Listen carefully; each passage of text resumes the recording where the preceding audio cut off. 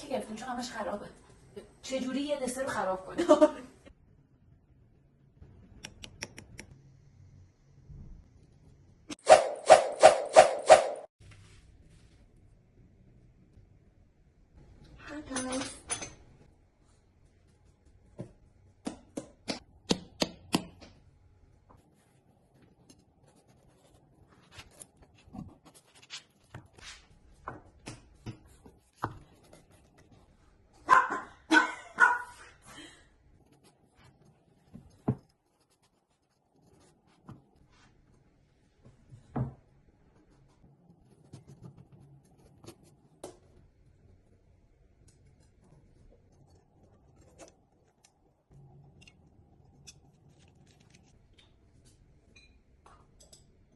اینجا آقل آقاشان است.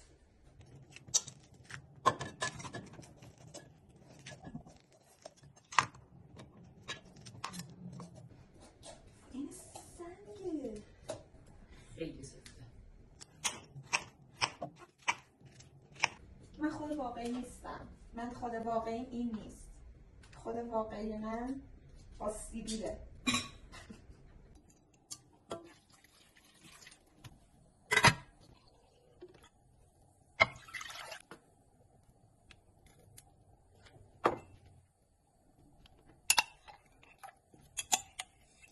میشه بهمون بگین که چرا خامه رو ریختیم توی لیوان بعد دوباره ریختیم توی دفتری؟ ممنونه. آها برم ببین مقدارش دارم.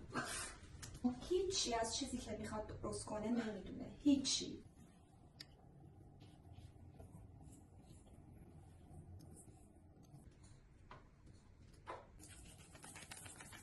اینقدر باید بزنیم تا رنگش عوض شه. 10 سال بعد با دستی ها همزن برقی نباید باشه. واقعا چرا نباید با همزن برقی این کارو کردن؟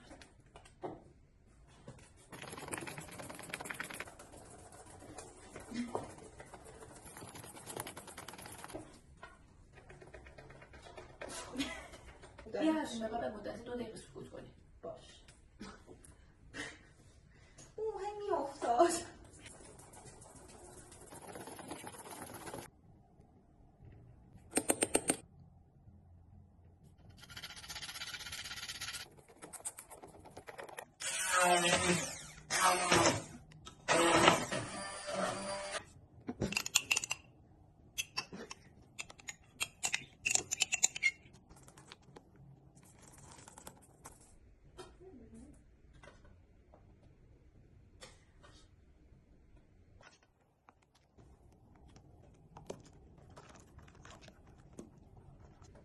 لازم نبود که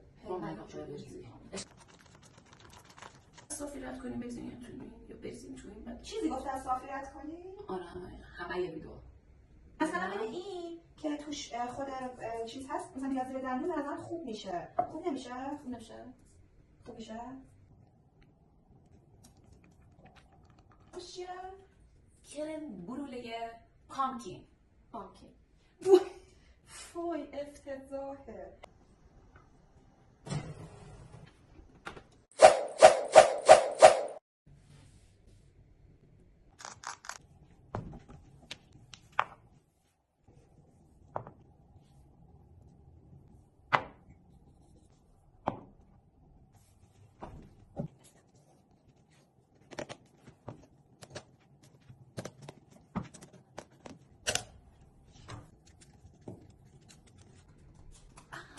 دستتو بریدی؟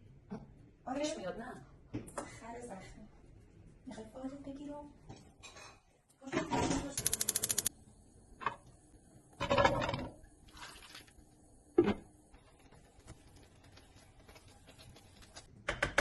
خیلی آرایشم پخش شد.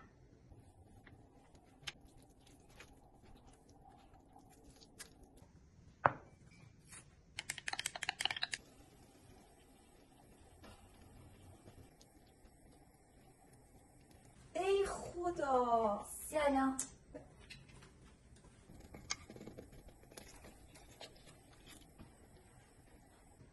اصلا اون چیزی که به نظرم باید میشد نشد. پولی شده. خیلی دارچینه، خیلی دارچینه. هم بزنم؟ برش دارم؟ نه دیگه بزن ببین. هم بزنم. بو حلوا نارنجی شد قهوه‌ای. کدومون خراب بود. کدوم خراب.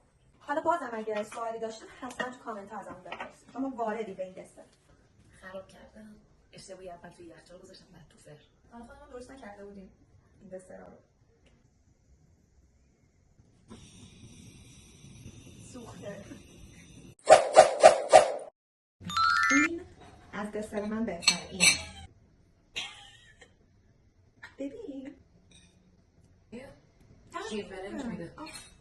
این اگه میمون توی یخچال تایم 3 ساعت دیگه خوب میشه. آره واقعا خیلی خوشمزه. نه ولی اصلا از کدو نمیده. نه. خیلی چالش سختی داشتیم ولی اگه کسی میخواد اینا درست کنه یه روز یا 2 روز قبلش درست کنه. یا درست نکنه. این بهتره. حتی حل